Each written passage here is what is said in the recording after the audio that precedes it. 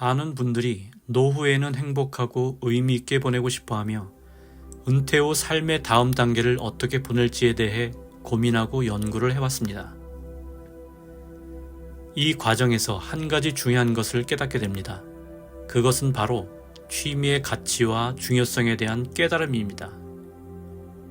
저는 취미가 왜 중요한지, 그리고 취미가 우리의 삶에 어떤 긍정적인 영향을 미칠 수 있는지에 대해 이야기하고 싶습니다.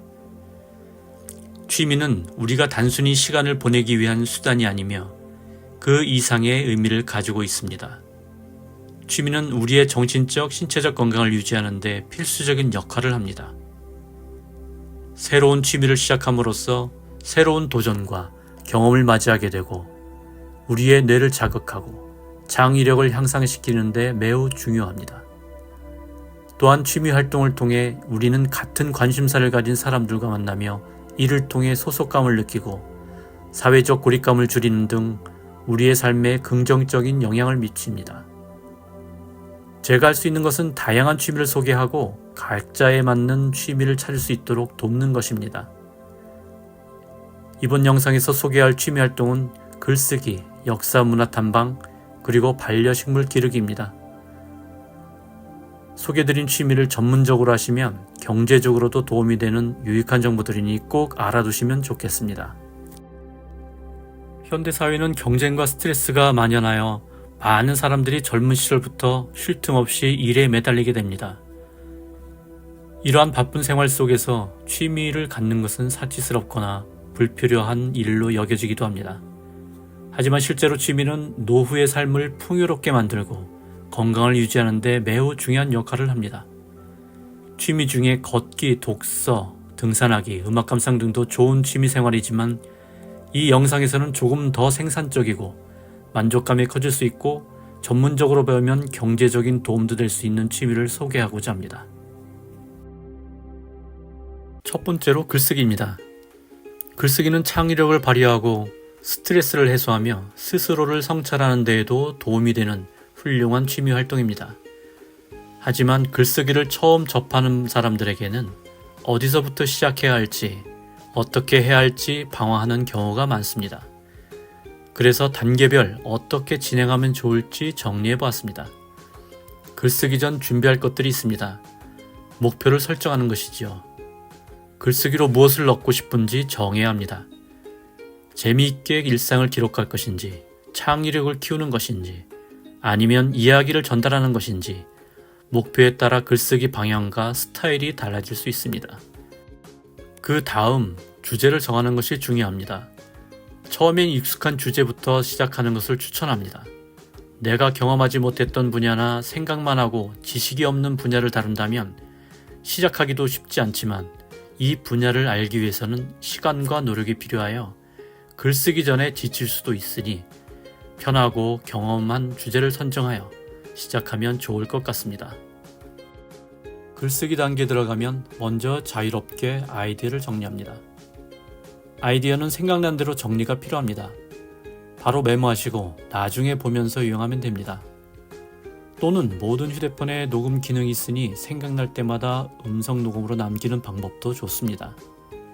정리된 아이디어로 처음부터 완벽한 글쓰기를 하려고 하지 마세요. 떠오르는 모든 아이디어를 써가면서 정리하는 것이 좋습니다. 이렇게 정리된 아이디어를 바탕으로 초안을 작성합니다. 초안은 문법, 맞춤법은 신경 쓰지 않고 스스로의 생각을 자유롭게 표현하는 데 집중하세요. 초안을 완성 후 문장, 단락, 전체적인 구성 등을 수정하고 편집합니다. 문법, 맞춤법, 어휘, 표현 등을 꼼꼼하게 점검합니다. 필요한 부분은 추가하거나 삭제하고 문장을 다듬어 글의 완성도를 높입니다. 또한 가족, 친구, 전문가 등에게 초안을 읽어달라고 부탁하여 의견을 구하고 필요한 부분을 수정하는 것도 좋은 방법입니다. 초안을 완성하였다면 최종 마무리 단계에 들어갑니다. 최종적으로 글을 검토하고 필요한 부분을 다시 다듬습니다. 글의 내용을 잘 반영하는 적절한 제목을 다시 정하고 마무리를 합니다. 이렇게 글을 완성하였다면 블로그, 온라인 커뮤니티 또는 출판 등을 통해 공유하고 발표하는 것도 좋습니다. 다른 사람들과 글을 나누면서 더욱 성장할 수 있기 때문이죠. 그래도 글쓰기가 어렵다면 서적이나 강좌를 통하여 익히기도 하지만 온라인 커뮤니티를 통하여 노하우를 전수받는 것도 한 방법입니다. 글쓰기에서 가장 중요한 것은 꾸준히 쓰는 것입니다. 매일 조금씩이라도 글을 쓰는 습관을 기르는 것이 중요합니다. 처음에는 짧은 글부터 시작해도 좋습니다. 꾸준히 글을 쓰면서 자신만의 스타일을 찾고 실력을 향상시킬 수 있을 것입니다.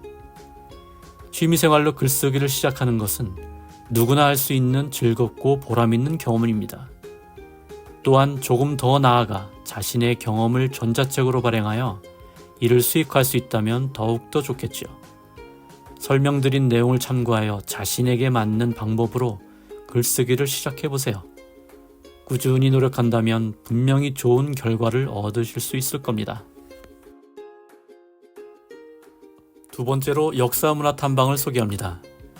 역사문화 탐방은 다양한 활동을 경험하고 자신의 흥미와 관심사를 탐구할 수 있는 시간입니다. 역사적 사건, 문화적 유물, 예술작품 등을 탐구하는 것은 뇌 활동을 활성화하고 인지 능력 저하를 방지할 수 있습니다.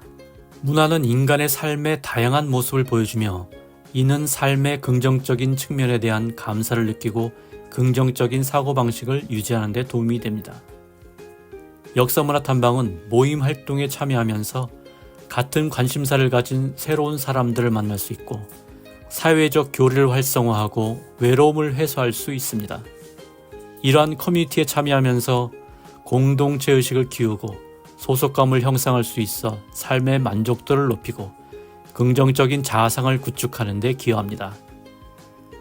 탐방을 통한 역사적 유적지 방문, 박물관 관람, 문화공연 관람 등은 신체 활동량을 증가시키고 특히 야외 활동은 자연과 교감하여 스트레스 해소에도 효과적이며 흥미로운 이야기와 아름다운 예술 작품들은 마음의 평온을 찾고 긍정적인 에너지를 얻게 합니다.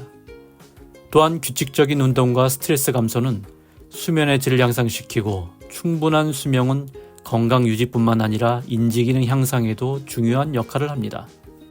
역사문화 탐방은 어떻게 참여할 수 있을까요? 여행사마다 내놓은 국내외 프로그램에 참여하셔도 되지만 국내 탐방을 원하신다면 각 시와 지자체별로 탐방 행사와 프로그램을 이용하시는 것이 저렴한 비용에 전문적인 설명을 들을 수 있어 좋습니다. 또한 자신이 거주하는 곳과 가깝다면 시간도 절약하며 좋은 탐방을 할 수 있으니 더욱 좋겠지요.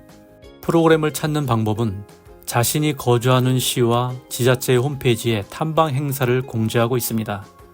아니면 지자체 행사 담당 부서에 전화하면 상세히 알려주니 도움 받으시면 됩니다.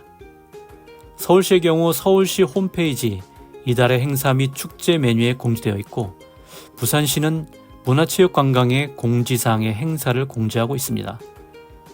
또한 서울시는 각 구별 홈페이지에도 다양한 행사 및 탐방 프로그램들이 공지되어 있으니 참고하시기 바랍니다. 이런 프로그램과 행사들은 대부분 무료이거나 부담되지 않는 비용을 지불하고 참여할 수 있도록 잘 되어 있으니 꼭 문의하셔서 참여하시면 좋을 것 같습니다. 이런 프로그램과 탐방에 대한 지식을 더 쌓아 내가 직접 전문 해설사로 나서 수익한다면 더욱 좋겠지요. 세 번째로 소개할 취미 활동은 반려식물 키우기입니다. 반려동물은 익숙하지만 반려식물은 생소하신 분들도 있을 겁니다.